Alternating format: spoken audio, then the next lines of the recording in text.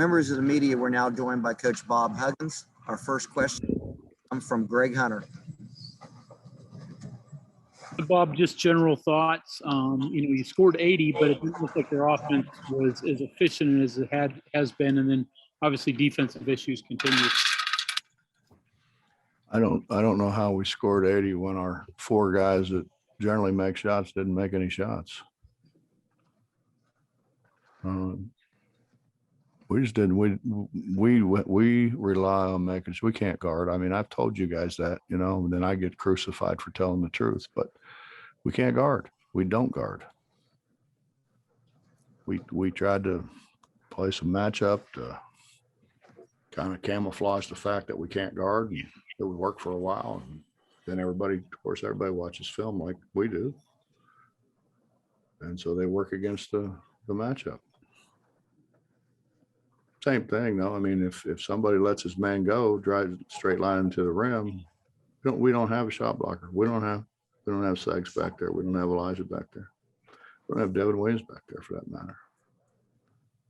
And then Gabe took charges, and he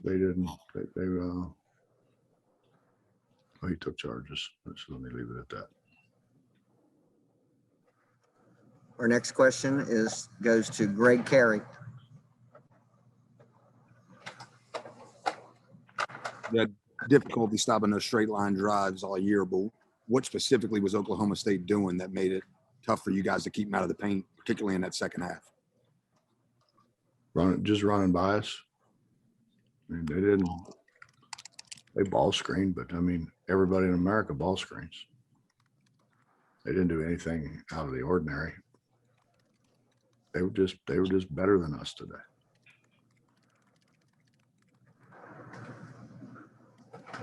The next question is from Cody Nesper.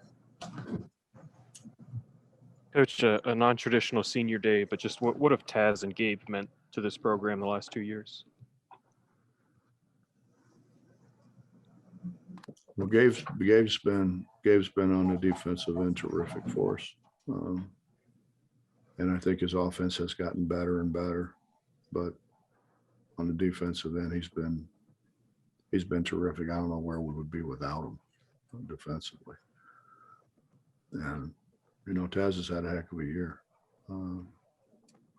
It's a shame that he's been dinged up and missed games because he would have put a heck of a year together in terms of scoring the ball.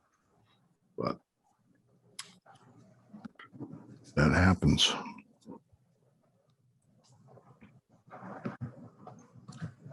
Justin Jackson.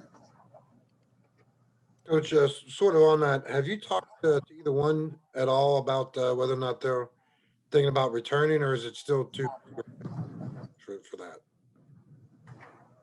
for the two seniors? We talk all the time.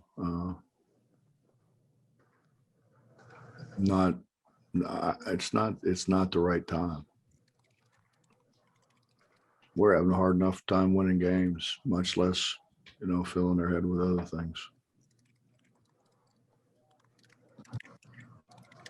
Bach. Hey, Coach. So Derek's been shooting just under 80% from the line in his last few games. Do you think his previous struggles are just mental with him, or was it his alignment? Well, I think his alignment led to mental issues. I mean, when you miss that many, it affects you. It does affect you mentally. But he missed them because of his alignment.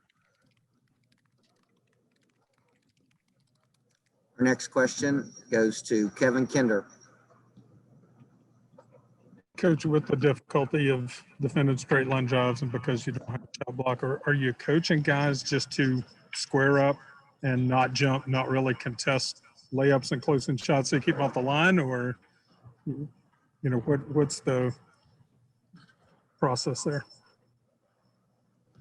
I'm not sure what you're asking me. I mean, am I telling our guards to jump up and try to block a shot? No. I mean, I don't want to give up three.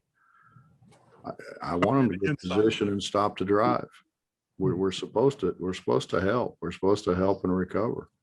it's hard to help straight line drives. I meant more on, with your bigger guys, when the ball does go down the lane, you tell them not to challenge as much to keep them off the line. We don't have a shot blocker. Why would you tell someone to foul somebody when, I mean, Derek's in foul trouble enough. Gabe's in foul trouble enough. I mean, we're constantly trying to keep those guys on the floor, and they're in foul trouble. We tried to play Senny in there. Senny's a better shot blocker than either one of them. He didn't block a shot either. He tried. We don't have shot blockers.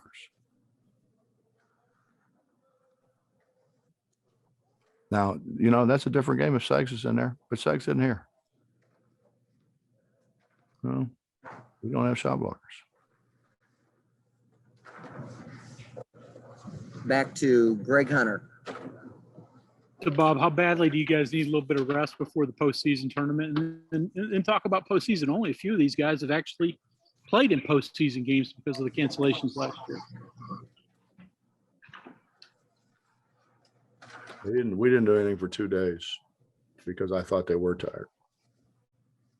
And we had just played 3 games in 5 days. And so we walked through.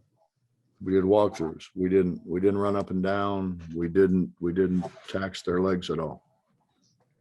I just told them take 2 days off. Take 2 days off. We'll go back on Tuesday. Go back on Tuesday. At least then we'll know who we're playing, what we got to prepare for, and I think we will by Tuesday. Justin Jackson. Coach, obviously, that was a pretty young lineup that Mike had out there tonight, but yet they come up with more rebounds, hustle points, things like that. How disappointing is that, or how much that is because maybe they're just so young, they just, played with more enthusiasm, maybe?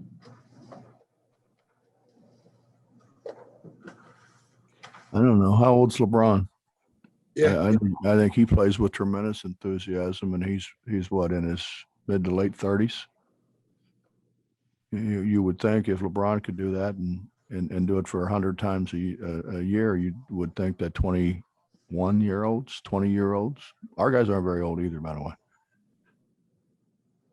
We got a lot of sophomores. right.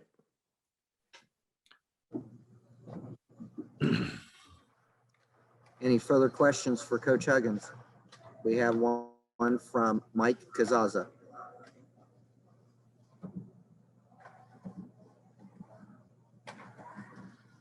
Mike, you're on mute. Please unmute.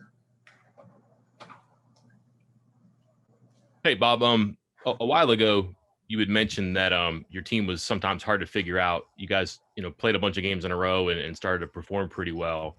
And then I don't know if you can judge everything from the way the schedule shook out the past couple of weeks, or if they're still kind of confounding a little bit. At this point, have you figured them out, or are they still trying to get pointed in the right direction of this situation? 26 games in, Mike. I mean, I think anybody that has played 26 games ought to be able to figure it out by now. I mean, we're getting ready to go play in the conference tournament where you're not playing a game and then taking a day off. You're playing a game and then playing a game and then playing a game. We're in trouble if that's the case. We'll be home early. The NCAA tournament is, you play, you have a day off, and then you play again. If we can't handle, getting ready for two games in 3 days, then we'll be home early in that deal too. We had no bounce. We had zero bounce. And I mean, it was that way from the beginning. And I mean, what do you do? I mean, I kept saying, fellas, we got to play, man. We got to play. We have no bounce. Didn't do any good.